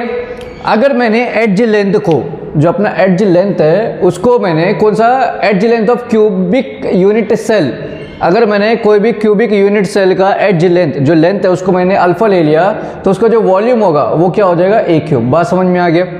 पहला कंडीशन, अगर मैंने एज लेंथ को अल्फा लिया तो उसका जो क्यूबिक होगा मतलब वॉल्यूम होगा वो कितना होगा, ए क्यूब होगा। तो लेट मास ऑफ 1 पार्टिकल, अगर मुझे एक पार्टिकल, एक सिंगल पार्टिकल का अगर मुझे मास चाहिए तो मैं क्या करूंगा, सिंपल सा देखो, मास ऑफ यूनिट सेल, तो क्या होगा, देखो mass into number of particles, right, ये अपना फॉर्मूला। तो वी नो दैट कि सबसे पहली बात क्या होता है कि जो ये रो है इसको बोलते हैं हम लोग डेंसिटी, राइट। ये क्या होता है अपना डेंसिटी, ये बचपन से पढ़ते आ रहे हैं यार। डेंसिटी क्या होता है अपना, मास अपॉन वॉल्यूम होता है, राइट। तो कैसे लिख सकते हो, देखो डेंसिटी इक्वल टू, यहाँ पे गौर से देखो, मास का वैल्यू है पहले इक्वेशन में, राइट। तो ये मास का वैल्यू जो है ये क्या करना है, यहाँ पे सब्स्टिट्यूट कर देना, सिंपल। तो डेंसिटी इक्वल टू क्या हो जाएगा, मास अपॉन वॉल्यूम, मतलब क्या लिया हम लोग ने यहाँ पे, देखो वॉल्यूम को क्या लिया, ए क्यूब लिया, क्लियर है बात। तो यहाँ से तुमको क्या मिल गया, डेंसिटी ये मिल गया। नेक्स्ट, अगर मुझे यहाँ पे क्या पूछा है, किसका रिलेशन पूछा है, डेंसिटी और मोलार मास का पूछा है ना, राइट। तो यहाँ पे मैंने डेंसिटी तो बता दिया, अभी मोलार मास। तो मोलार मास तो सबको पता है क्या होता है, मोलार मास फाइंड करने का, mass of 1 particle into number of per mole, mass of 1 particle into number of particle per mole. हर एक मोल में कितने नंबर ऑफ पार्टिकल, उसको मल्टीप्लाई करना है, एक पार्टिकल का मास कितना है, राइट। तो देखो मोलार मास को कैपिटल एम से रिप्रेजेंट करेंगे, और मास ऑफ एक पार्टिकल का जो मास होगा स्मॉल एम होगा, राइट। और नंबर ऑफ पर, देखो नंबर ऑफ पार्टिकल पर मोल मतलब एवोगाड्रोस नंबर, मतलब एन ए से रिप्रेजेंट करते हैं हम लोग। तो अगर मुझे यहाँ से मास चाहिए, मास, क्योंकि मुझे मोलर मास और डेंसिटी का रिलेशन चाहिए ना, तो ये मास को इधर रखो, ये जो अपना एवोगाड्रोस नंबर है, नंबर ऑफ पार्टिकल जो है पर मोल, ये इसको नीचे यहाँ पे लेके गए तो डिवाइड हो जाए, क्लियर बात, सबको समझा।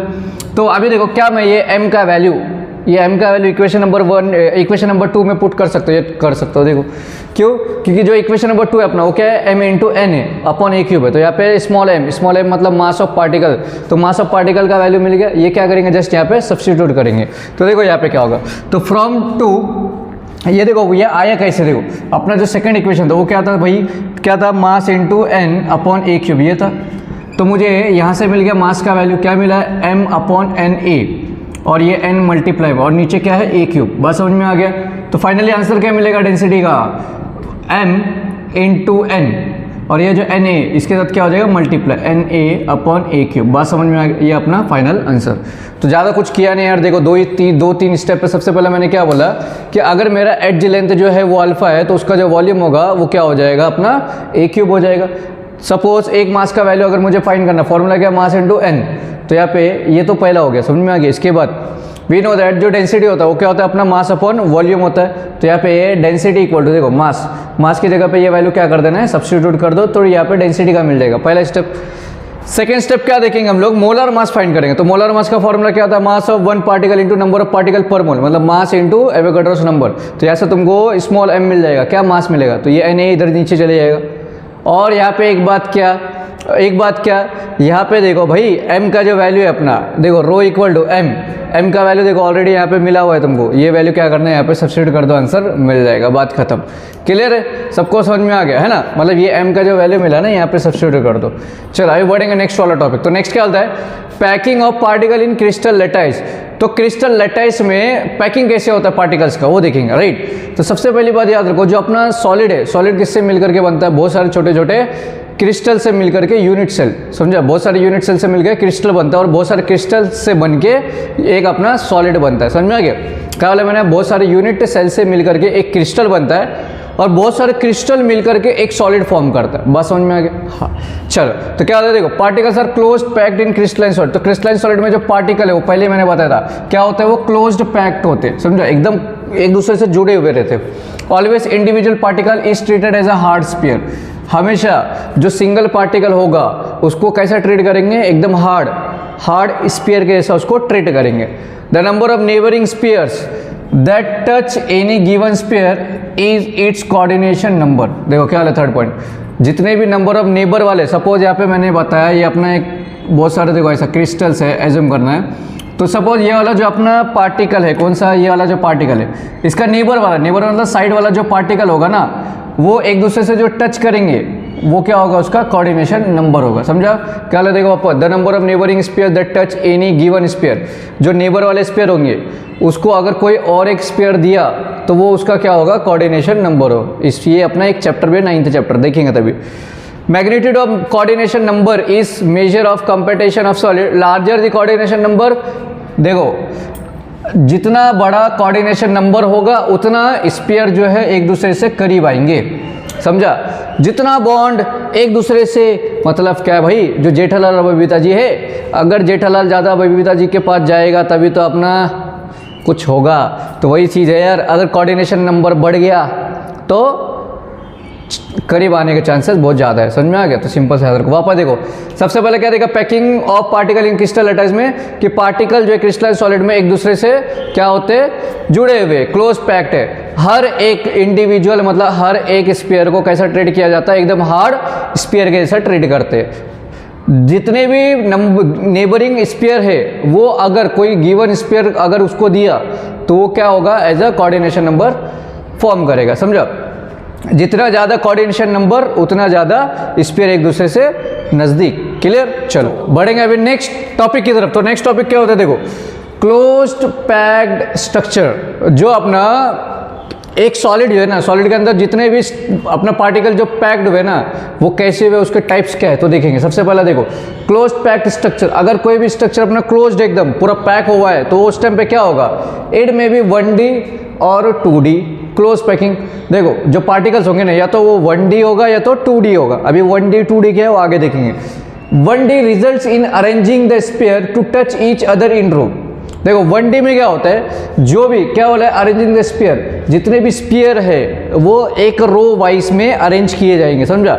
मतलब क्या, पूरे का पूरा जितने भी स्फीयर होंगे वो पूरा का पूरा एक रो वाइज में अरेंज होगा। क्लियर। और 2D आर प्लेनर स्ट्रक्चर।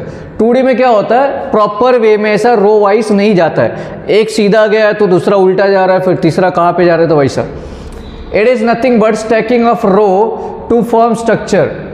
तो इसको सिर्फ क्या बोलेंगे हम लोग स्ट्रक्चर फॉर्म करने के लिए। देखो अभी रिजल्ट्स क्या है, इट में भी 1D और 2D। तो क्लोज पैक स्ट्रक्चर में क्या होता है, या ये तो 1D होगा या तो 2D होने वाला है, राइट। 1D में क्या होता है, जितने भी स्फीयर है वो पूरा का पूरा क्या होता है, रो वाइज अरेंज किया होता है, राइट। बट 2D में वैसा नहीं होता, वो क्या होता है, प्लेनर स्ट्रक्चर होता है। तो अभी देखो एग्जाम्पल देखो यहाँ पे, ये जो डायग्राम सबसे पहले क्या करो, इसका आप ले लो स्क्रीनशॉट, जल्दी जल्दी स्क्रीनशॉट ले लो ताकि आपके पास भी नोट्स अवेलेबल हो जाए, राइट। चलो तो देखो एग्जाम्पल देखो यहाँ पे, ये 1D का है, ये 2D का है। तो 1D में देखो गौर से देखोगे, जितने भी स्फीयर है ना वो क्या है, प्रॉपर मैनर में क्या किया है, अरेंज किया है, वो भी रो वाइज। हमने मैट्रिसेस चैप्टर पढ़ा है मैथमेटिक्स में, मैथ्स 1 में, वैसे ही है। रो वाइज मतलब एक ऐसा जाएगा, हॉरिजॉन्टल लाइंस में प्रॉपर वे में स्फीयर जा रहा है, राइट। बट 2D में देखो एक ऊपर वाला स्ट्रक्चर बड़ा है, फिर नीचे वाला और छोटा है, फिर और छोटा है और छोटा, ऐसा मतलब प्रॉपर वे में जा रहा है क्या, नहीं। यहाँ पे क्या हो रहा है, प्रॉपर वे में ऊपर जितना है उतना ही नीचे, नीचे जितना है उतना ही उसके नीचे, समझा, ये होता है डिफरेंस। चलो अभी देखो अभी 2 टाइप है 2D स्ट्रक्चर का, 2 टाइप है। तो 2 टाइप कौन सा, पहले अपना स्क्वायर क्लोज पैकिंग, पहला है स्क्वायर में क्लोज पैकिंग होगा, समझा, स्क्वायर में जो है उसका पैकिंग होने वाला है। तो पहला देखो इट्स कोऑर्डिनेशन नंबर इज 4, इसका जो कोऑर्डिनेशन नंबर है वो कितना है, 4 है। किस बात के लिए कर रहे हैं हम लोग, स्क्वायर क्लोज पैकिंग में, इसका कोऑर्डिनेशन नंबर कितना है, 4 है। Each sphere is touch with 4 sphere, हर एक स्फीयर इसके अंदर जो है वो एक दूसरे से टच रहेंगे, कितने स्फीयर से, 4 स्फीयर से। सब एक स्फीयर है तो उसके साथ में क्या होगा, 4 स्फीयर ऐसा जुड़ा होगा, clear. All the rows are of same time, इसके अंदर जितने भी रोज होंगे ना वो क्या होंगे, सबके सब सेम टाइप होंगे, मतलब इसके अंदर जितने भी स्फीयर होने वाले हैं वो सेम टू सेम होने वाले हैं। For example A dash dash type, A का मतलब है सेम। फॉर एग्जांपल मैंने ये व्हाइट शर्ट पहना, व्हाइट टी शर्ट पहना, राइट। तो मेरे साथ जितने भी लोग रहेंगे ना, वो जो स्क्वायर है, स्क्वायर में रो वाइज बोला है, तो मेरे आसपास में जितने भी लोग हैं ना सबके सब क्या होंगे, सेम कलर के टी शर्ट्स पहने होंगे, राइट। तो वैसे ही यहाँ पे वो जो अपना ये होगा, फॉर एग्जांपल देखो ये अपना स्क्वायर है, तो स्क्वायर में जितने भी अपना स्फीयर है वो पूरा का पूरा क्या होगा, सेम टाइप का होगा, समझा, मतलब जैसा मैंने ये सेम कलर बताया वैसा। अभी नेक्स्ट हेक्सागोनल में क्या होता है, हेक्सागोनल में याद रखो इसका जो कोऑर्डिनेशन नंबर है वो 6 होता है, और हर एक स्फीयर जो है वो कितने स्फीयर से जुड़ा हुआ है, 6 स्फीयर से। और ईच रो, हर एक रो जो है वो डिफरेंट टाइप का होगा। For example A B dot dot dot, for example मैंने क्या बोला है कि ये अपना स्क्वायर है, राइट, ये हेक्सागोनल। इसके अंदर देखो एक पहला अपना ब्लू होगा तो दूसरा ब्लैक होगा, फिर ब्लू होगा तो दूसरा ब्लैक होगा। बात समझ में आ रहा है, बात समझ में आ रहा है। हर एक स्फीयर जो है वो क्या होगा, अलग अलग टाइप्स के होंगे रोज में, क्लियर। तो अभी next close packing in 3D। अभी 3D में क्या होता है क्लोज पैकिंग, ये तो 2D में देगा, 3D में क्या है, तो stacking of square close packed layers. इसमें 3D में क्या होता है, इसको क्या करते हैं, जो 2D में होता है ना उसको क्या करते हैं हम लोग, स्क्वायर जो क्लोज पैक्ड है ना इसको क्या करते हैं, देखो अभी stacking of square close packed layer, stacking of square close packed layer generate a 3D simple cubic structure. Square close packing जो है अपना, उसके जो लेयर्स है वो क्या फॉर्म करते हैं भाई, 3D structure, 3D cubic structure form करते हैं। और जितने भी इसमें अरेंजमेंट है लेयर्स के वो क्या होते हैं, सेम टाइप के होते हैं, लाइक ए होते हैं, क्लियर है बात। अभी नेक्स्ट, ये इतना एग्जाम में पूछेगा भी नहीं तो टेंशन लेना नहीं है। स्टेकिंग अभी इसका हेक्सागोनल का क्या है, तो hexagonal close packed are arrange in particular manner to create this pair of second layer is packed in depression of the first layer. If first layer is A then second layer is B. मतलब इसी को वही चीज लिखा दिया है यार कि अगर पहले वाला ए होगा तो दूसरा वाला बी होगा, तीसरा वाला ए होगा तो चौथा वाला बी होगा। मतलब अगर एक ब्लू है तो दूसरा ब्लैक, तीसरा ब्लू है तो चौथा ब्लैक, ऐसा तो सेम टाइप का नहीं होगा। तो चलो आगे बढ़ेंगे नेक्स्ट टाइप, मतलब नेक्स्ट टॉपिक की तरफ। जल्दी जल्दी क्या करना है, इस वीडियो को आपको शेयर कर देना अपने फ्रेंड्स के साथ ताकि सभी को हो जाए बेनिफिट। अभी बढ़ेंगे नेक्स्ट टॉपिक की तरफ यार। इसमें जो अभी नेक्स्ट वाला जो टॉपिक है अपना 3 टॉपिक है, उसको मोस्ट इंपॉर्टेंट मार्क करना है। क्यों? क्योंकि एग्जाम में 3 मार्क के लिए आता ही आता है, राइट। या तो ये पूरा का पूरा पूछ लेंगे, या एमसीक्यू में इसके एक क्वेश्चन, या 1 लाइन में एक क्वेश्चन, या 2 मार्क के लिए एक क्वेश्चन, ऐसा। तो टाइप्स ऑफ क्वेश्चन है, देखो क्या बोलता है जो नेक्स्ट टॉपिक अपना एकदम ट्रेंडिंग वाला, क्या बोलता है, पैकिंग एफिशिएंसी। तो 3 चीज मैंने पढ़ा है तुमको यार। यूनिट सेल 3 टाइप का होता है, एक सिंपल क्यूबिक लैटिस होता है, दूसरा क्या है अपना बीसीसी होता है, बॉडी सेंटर्ड होता है, तीसरा क्या होता है अपना एफसीसी मतलब फेस सेंटर वाला, राइट। तो सबसे पहले देखो, और तीनों का सॉल्व करने का ना आपको बेनिफिट क्या बोल रहा हूं मैं, यहाँ पे एक कैशबैक बोर्ड वाले दे रहे हैं, राइट। क्या है, तीनों का जो सॉल्व करने का जो मेथड है ना वो सेम टू सेम है। मतलब क्या, जो स्टेप्स है वो सेम है, थोड़ा बहुत डिफरेंस है। देखो क्या, सबसे पहला अगर कभी भी ऐसा है कि तुमको बताना है कि पैकिंग एफिशिएंसी बताना है कोई भी लैटिस का, चाहे वो सिंपल क्यूबिक हो या अपना बॉडी सेंटर्ड हो या फेस सेंटर्ड हो, राइट। तो क्या करना है, अगर सिंपल क्यूबिक क्यूबिक पूछा है तो कितने परसेंट, देखो पैकिंग एफिशिएंसी मतलब है कि कोई भी अपना सॉलिड जो है कितने अमाउंट, कितना परसेंटेज वो फिल होगा, समझा, कितना अमाउंट ऑफ लैटिस वो कैरी कर सकता है, समझ में आ गया। सबसे पहले आपको फाइंड करना है रेडियस, दूसरा फाइंड करना है वॉल्यूम, तीसरा फाइंड करना है टोटल वॉल्यूम कितना होगा, और फोर्थ जो है अपना लास्ट फॉर्मूला अप्लाई करना है। 4 स्टेप, तीनों में सेम टू सेम करना है, कुछ भी डिफरेंस नहीं है। चलो एक एक करेंगे। फॉर एग्जांपल तो सिंपल क्यूबिक में देखो ये अपना उसका क्या है डायग्राम है, डायग्राम ड्रॉ करके ले लेना। तो यहाँ पे देखो ये यहाँ पे मैंने एक स्फीयर ड्रॉ किया है, यहाँ से लेके यहाँ तक जो डिस्टेंस है वो आर है, यहाँ से लेके यहाँ तक का डिस्टेंस आर, यहाँ से लेके यहाँ तक आर, फिर आर, फिर आर आर आर आर, ऐसा, राइट। और ये दो के बीच का जो डिस्टेंस वो कितना है, ए है। चलो तो सबसे पहला जो रेडियस है, रेडियस देखो ये जो ए मतलब एज लेंथ, ये जो स्पेयर है इसका एज लेंथ कितना है, वो कितना है देखो आर प्लस आर 2r हो जाएगा, राइट। अगर मुझे रेडियस चाहिए तो ये 2 क्या हो जाएगा इधर नीचे जाके डिवाइड हो जाएगा, ये मिल गया मुझे रेडियस, समझ में आ गया पहला। नेक्स्ट सेकेंड स्टेप क्या फाइंड करेंगे, वॉल्यूम, किसका वॉल्यूम, स्फीयर का। तो what is the volume, what is the formula for volume of sphere, तो वी नो दैट, बचपन से पढ़ते आ रहे हैं हम लोग कि वॉल्यूम ऑफ स्फीयर क्या होता है 4/3 पाई आर क्यूब। तो सिंपल से क्या करना है, यहाँ पे आर का वैल्यू मिलाना है, वो वैल्यू यहाँ पे सब्स्टिट्यूट कर दो जहाँ जहाँ पे आर दिखता है, क्लियर। चल तो देखो क्या करेंगे, ये देखो 4/3 पाई आर की जगह पे ये वैल्यू पुट करना है a/2 उसका क्यूब, समझ में आ गया। तो आगे सॉल्व करोगे 4/3 पाई एज इट इज आएगा, a का क्यूब a क्यूब होगा, 2 का क्यूब क्या होता है 8, मतलब 2 को 3 बार मल्टीप्लाई, 2 2 4 4 2 8, समझ में आ गया बात। तो फाइनली अभी देखो होगा क्या, मिलेगा क्या, 4 1 4 2 तो फाइनली क्या आएगा पाई इंटू a क्यूब अपन 3 2 6, ये आ गया वॉल्यूम, समझ में आ गया सेकेंड स्टेप। थर्ड स्टेप में क्या करेंगे, टोटल वॉल्यूम कितना होगा पार्टिकल का। तो टोटल वॉल्यूम देखो, volume occupied by particle in unit cell, unit cell में पार्टिकल ने कितने वॉल्यूम ऑक्यूपाइड है, मतलब कितना एरिया उसने अपने को कवर किया है। तो क्या करना है, ये वाला जो मिलता है ना इसी को कॉपी और पेस्ट कर दो, बात खत्म, सिंपल। चलो फोर्थ स्टेप देखो सिंपल है, पैकिंग एफिशिएंसी का फॉर्मूला याद करना है तुमको। सबसे पहली बात क्या है, volume occupied of particle in unit cell, unit cell में पार्टिकल ने कितना वॉल्यूम ऑक्यूपाई किया है उसको डिवाइड करना है टोटल कितना वॉल्यूम है और मल्टीप्लाई करना है 100 से। तो सिंपल था देखो, volume occupied of particle in unit cell, तो यूनिट सेल का क्या मिला, तो ये चीज मिला, तो यहाँ पे हम लोग ने लिख दिया, देखो यहाँ पे दिख रहा है। और अपॉन में टोटल वॉल्यूम ऑफ कोई भी एक यूनिट सेल का टोटल वॉल्यूम कितना होता है, a क्यूब, लास्ट टॉपिक में देखा हम लोग ने, राइट। तो क्या करना है, a क्यूब से डिवाइड कर देना। अभी होगा क्या, देखो होगा क्या, तो इसको और अच्छे से हम लोग सकते हो, देखो पाई a क्यूब अपॉन ये 6 इसके साथ क्या हो जाएगा मल्टीप्लाई, मतलब 6 a क्यूब इंटू क्या हो जाएगा 100, ऐसा परसेंटेज डाल देना है, समझा, परसेंटेज। तो अभी देखो होगा क्या, a क्यूब से a क्यूब कैंसिल हो जाएगा, राइट। तो बचा क्या, पाई को हम लोग ऐसा लिख सकते 3.14, राइट, और अपन में क्या 6 इंटू 100%। तो देखो फाइनली मिलेगा क्या, तो यहाँ पे मैं कर देता हूँ। तो अभी देखो 3.14 को 100 से मल्टीप्लाई किया तो क्या आएगा 314 आ जाएगा, और अपन में क्या है 6। तो इसको जब सॉल्व करोगे तो 6 1 6 5 30 होता है, 1 बचा, 6 2 12 होता है, 2 बचा, 6 3 मतलब करोगे आप तो क्या आएगा 52.3%।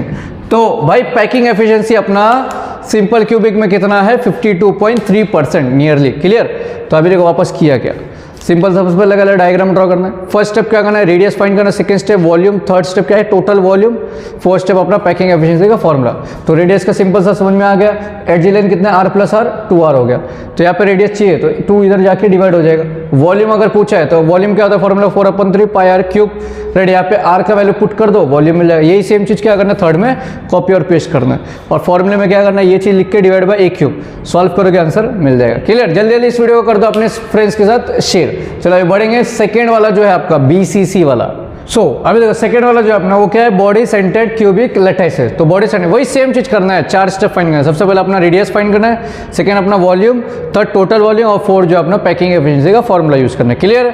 चलो तो यहाँ पे थोड़ा सा डिफरेंस होने वाला है। देखो सबसे पहले क्या करेंगे, ये यहाँ पे क्यूब आ गया और यहाँ पे 3 स्फीयर आपको ड्रॉ करना है, 1 2 3, राइट। यहाँ पे मैंने इसको ऐसा अरेंज किया है जिससे मुझे 2 ट्राइंगल मिलेगा। देखो क्या, देखो यहाँ से लेके यहाँ तक एक ट्राइंगल, और जो दूसरा अपना यहाँ से लेके यहाँ तक एक ट्राइंगल, ऐसा, क्लियर। तो देखो होगा क्या, तो सबसे पहली बात अगर मैंने एक ट्राइंगल ले, कौन सा FED, देखो FED ट्राइंगल, देखो FED, ये वाला जो ट्राइंगल इतना पार्ट दिख रहा है, देखो इसको मैंने डार्क किया, दिख रहा है इतना वाला जो पार्ट है, इतना वाला, इसको एक ट्राइंगल हम लोग ने कंसीडर किया। यहाँ पे बताया मैंने एंगल E जो है वो मेरा 90 डिग्री, ये 3D शेप में ना, तो इसलिए तो E जो है अपना वो 90 डिग्री।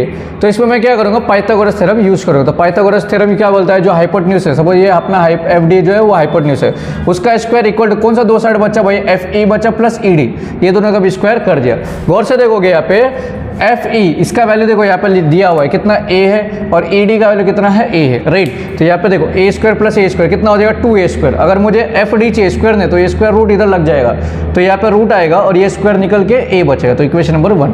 अभी नेक्स्ट दूसरा एक ट्राइंगल करेंगे ए एफ डी, ये वाला ट्राइंगल दिख रहा है, देखो यहाँ पे ये वाला ट्राइंगल, ये वाला देखो ए एफ डी, ये वाला गौर से देखोगे ये वाला ट्राइंगल। तो इसमें भी पाइथागोरस थ्योरम यूज करना, जो ए एफ है उसका square equal to A D का स्क्वायर प्लस एफ डी का स्क्वायर। यहाँ के क्या करना है वैल्यूज देखो, ए डी का स्क्वायर जो है वो क्या हो जाएगा ए स्क्वायर, और एफ डी जो है एफ डी का वहाँ पर 2a स्क्वायर, तो सॉल्व करोगे √3a मिल जाएगा। क्लियर, याद रख। अभी नेक्स्ट जो रेडियस है अपना, रेडियस वो ए एफ है, देखो ए एफ यहाँ से लेके यहाँ तक जो रेडियस अपना, क्योंकि देखो ये अपना सेंटर है, सेंटर से लेके यहाँ तक के बीच का डिस्टेंस ना, तो वो अपना रेडियस, टोटल कितना रेडियस 4 रेडियस है, याद रखो। यहाँ पे अगर गौर से देखोगे डायग्राम में टेक्स्ट बुक में तो 4 रेडियस दिखते हैं। तो यहाँ से तुमको देखो ए एफ का वैल्यू दिया है, ये वैल्यू यहाँ पे सब्स्टिट्यूट कर दो इक्वल टू 4r, r का वैल्यू तुमको मिल जाएगा यहाँ पे।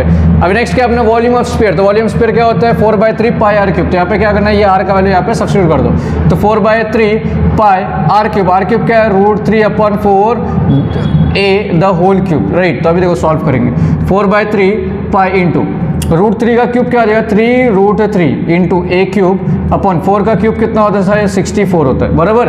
तो अभी देखो गौर से करेंगे क्या, देखो यहाँ से 1 3 कैंसिल, 4 1 जा 4 16 जा, तो फाइनली मिलेगा क्या पाई √3 ए क्यूब अपॉन 16, ये मिलेगा तुमको वॉल्यूम, राइट। अभी नेक्स्ट क्या पूछा, टोटल वॉल्यूम कितना होता है, तो टोटल वॉल्यूम मैंने क्या वाला इसी को कॉपी और पेस्ट कर देना, बट बीसीसी में नंबर ऑफ पार्टिकल कितने होते हैं 2 होते हैं। एफ जो अपना सिंपल क्यूबिंग में उसमें 1 था, इसमें कितने 2 होते हैं, तो 2 से उसको मल्टीप्लाई कर देना जो भी रहेगा, क्लियर। तो ऐसे ये हो गया। अभी नेक्स्ट जो अपना पैकिंग एफिशिएंसी उसका फॉर्मूला क्या होता है, volume occupied by particle in unit cell, ये जो वॉल्यूम उसको डिवाइड करना टोटल वॉल्यूम से, तो इसका वॉल्यूम कितना है भाई पाई √3 ए क्यूब इंटू 2 अपॉन 16 डिवाइड करना है यूनिट सेल से, उसका वैल्यू कितना है टोटल ए क्यूब होता है, राइट, और मल्टीप्लाई कर देना है 100% से, ऐसा 100% से। देखो अभी सॉल्व करेंगे, तो पाई √3 ए क्यूब इंटू 2 और अपॉन में देखो ये 16 इंटू ए क्यूब साथ में आ जाएगा, तो ए क्यूब तो गया भाई, राइट। तो देखो 2 1 जा 2 8 जा, क्लियर। तो फाइनली मिलेगा क्या, देखो पाई इंटू √3 अपॉन 8, तो अभी देखो सॉल्व और इंटू 100%, तो फाइनली सॉल्व करेगा। पाई को हम लोग वो 3.14 ले लेंगे, इंटू √3 को 1.73 ले लेंगे, इंटू 100 और अपॉन में 8, तो फाइनली सॉल्व करेगा तो क्या आएगा, देखो या तो इसको सेम करो या तो इसको 100 से मल्टीप्लाई करो। सपोज मैंने 3.14 रख दिया, इंटू 173 हो जाएगा अगर पॉइंट हटाना है तो, और अपन में क्या 8 है, तो अभी देखो 8 से अभी सॉल्व करो इसको अच्छे से, तो मैं यहाँ पे कर देता हूँ, देखो यहाँ पे, तो गौर से देखो क्या होगा 3.14 इंटू 173 अपॉन 8 ऐसा, क्लियर। तो देखो 8 1 जा 8 2 जा 16 होता है, 1 बचा, तो 8 1 जा 8 5 बचा 50 हो जाएगा, 8 6 जा 40 8 होता है 2 बचा 20 हो जाएगा, 8 2 जा 16 मतलब 21 पॉइंट ऐसा। तो फाइनली सॉल्व करेगा 21.62 को मल्टीप्लाई करना 3.14 से करके देखो, 4 2 जा 8 6 4 जा 24 2 4 1 जा 4 और ये 2 6 4 2 जा 8 इंटू देखो अभी ये 2 6 1 2, अभी देखो 3 से मल्टीप्लाई 3 2 जा 6 6 3 जा 18 1 3 1 जा 3 4 3 2 जा 6, तो अभी देखो 8 6 18 16 18 1 7 6 टोटल 4 पॉइंट है, राइट। तो 4 पॉइंट है तो पीछे से 4 पॉइंट देखो 67, तो फाइनली आएगा 67.88, तो 67 इज इक्वल टू 68% के आसपास आ जाएगा, क्लियर। तो इसका टोटल है पैकिंग एफिशिएंसी कितना है 68%। सिंपल था यार, इतना कुछ हार्ड नहीं, एक बार देख लेना आप और घर पे प्रैक्टिस जरूर करना, तब जाके आपको होगा, राइट। चलो अभी बढ़ेंगे नेक्स्ट टॉपिक की तरफ। अभी देखो एक लास्ट वाला जो बचा है यार अपना, वो क्या है फेस सेंटर्ड क्यूबिक लैटिस। तो ये भी सेम वैसी सेकंड जैसे, तो देखो क्या करेंगे, सबसे पहले यहाँ पे एक ट्रायंगल कंसीडर करो ABC, इसमें क्या करना है पाइथागोरस थ्योरम यूज करो, तो AC square equal to BC square plus AB square हो जाएगा। तो यहाँ और यहाँ पे डिस्टेंस क्या अपना A, तो A square plus A square 2A square, right, ये तो हो गया। अगर मुझे AC चाहिए स्क्वायर ना, तो ये रूट लग जाएगा तो √2A हो जाएगा, क्लियर। रेडियस जो है अपना, रेडियस क्या है यहाँ से लेके यहाँ तक के बीच का गैप, राइट, ये जो सर्कल का सेंटर है, राइट, यहाँ से लेके, तो गौर से देखो चारों के बीच में ना 4 रेडियस का फर्क है, तो क्या आएगा देखो AC इक्वल टू 4R, तो यहाँ से R मिल जाएगा तुमको, AC का वैल्यू यहाँ पे मिला नहीं, ये कॉपी और पेस्ट कर दो, R मिल जाएगा, 4 यहाँ पे डिवाइड हो जाएगा, ये सिंपल। अभी नेक्स्ट जो अपना नेक्स्ट क्या फाइंड करते हैं हम लोग स्टेप 2 में, वो फाइंड करते हैं हम लोग वॉल्यूम, क्या फाइंड करते हैं भाई वॉल्यूम, क्या फाइंड करेंगे, वॉल्यूम ऑफ स्फीयर। तो वॉल्यूम ऑफ स्फीयर का जस्ट फॉर्मूला मैंने बताया था, क्या होता है sir, 4/3 pi are cube. Clear है, 4/3 पाई आर क्यूब। यहाँ पे आर का वैल्यू मिल गया, जस्ट क्या करना है, सब्स्टिट्यूट कर दो। तो 4/3 पाई आर की जगह पे क्या आएगा, √2/4 उसका क्यूब और साथ में ए है, राइट। तो देखो क्या आएगा, 4/3 पाई, अब √2 का जो क्यूब है वो होता है 2√2, याद रख लो, और ए क्यूब अपन 4 का क्यूब कितना होता है 64। सबको समझ में आ गया। तो फाइनल आंसर क्या आएगा, देखो 4 1 जा 4 1 जा 4 4 6 जा 2 1 जा 2 8 जा। तो फाइनल आंसर क्या आएगा, √2 पाई ए क्यूब अपॉन 8 3 जा 24, ये मिल जाएगा। ये हो गया वॉल्यूम। अभी क्या करना है, थर्ड में मैंने पहले वाला स्टेप 3 में क्या करना है, इसी का वैल्यू क्या करना है, यहाँ पे कॉपी और पेस्ट कर देना है, राइट। तो क्या आ जाएगा, √2 पाई ए क्यूब अपॉन क्या आ जाएगा 24, बट यहाँ पे मल्टीप्लाई करना है। जैसे हम लोग ने सिंपल क्यूबिंग में 1 से मल्टीप्लाई किया था और बीसीसी में हम लोग ने 2 से किया, तो यहाँ पे नंबर ऑफ पार्टिकल्स कितने होते हैं, एफसीसी में 4 होते हैं, राइट। तो 4 से मल्टीप्लाई, राइट। और ये क्या करना है, डायरेक्ट फोर्थ जो लास्ट स्टेप है उस पर फॉर्मूला अप्लाई करना है और सॉल्व करना। चलो वो एज इट इज आएगा, यहाँ पे देखो √2 पाई ए क्यूब 4 मल्टीप्लाई, सब समझ में आ गया, और अपॉन में 24, राइट। अभी गौर से देखो, और इंटू 100%, ये तो पहले वाले का हो गया, और नीचे क्या आ जाएगा, ए क्यूब आ जाएगा। तो ए क्यूब इसके साथ चलेगा, तो डायरेक्ट मैं सॉल्व कर, देखो ए क्यूब कैंसिल, तो बचा क्या, देखो 4 1 जा 4 6 जा, राइट। तो फाइनली बचेगा क्या, √2 इंटू पाई अपॉन 6 इंटू 100%। तो फाइनली देखो इसके आगे मैं यहाँ पे कर रहा हूँ, √2 का वैल्यू 1.41 होता है, इंटू पाई का वैल्यू 3.14 होता है, इंटू 100% अपॉन क्या हो जाएगा 6। तो देखो ये 1.41 इंटू 314 और अपन में क्या हो जाएगा भाई साहब, ये 6, समझ में आ गया, मतलब ये कन्वर्ट हो गया। तो ये देखो 6 1 जा 6 5 जा, मतलब ये 52.3 होता है। अब उसको इससे मल्टीप्लाई करो, तो 52.3 और 141, बाद में पॉइंट दे देना, मार्क करो, 3 2 5 4 3 जा 12 1 4 2 जा 8 9 4 5 जा 20। अभी देखो गौर से 3 2 5, तो 3 4 12 17 3 70, तो आंसर आ रहा है 73.743%। तो ये इक्वल होता है भाई 74% का। तो कितना पैकिंग एफिशिएंसी है इसमें, 74% का। सिंपल। तो मेन जो अपना था ना वर्क, वो हो गया पूरा का पूरा समाप्त। जल्दी जल्दी इस वीडियो को क्या करना है, अपने फ्रेंड्स के साथ करना है शेयर। चलो।